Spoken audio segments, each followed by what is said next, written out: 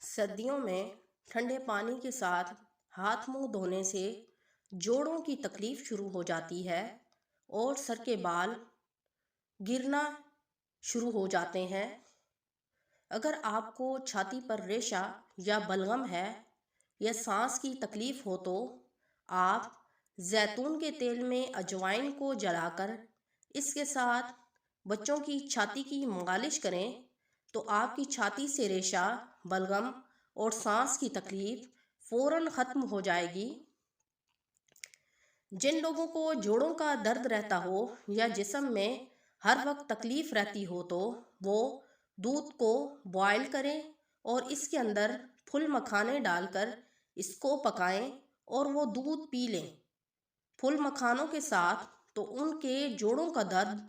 ہو، جسم کا درد ختم ہو جائے گا۔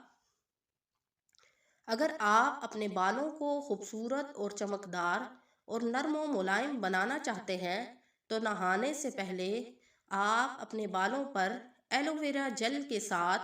اچھے طریقے سے اپنے بالوں کا مساج کریں اور اس کے بعد کسی اچھے شیمپو کے ساتھ اپنے بالوں کو دھو لیں تو آپ کے بال نرم و ملائم، خوبصورت اور چمکدار ہو جائیں گے۔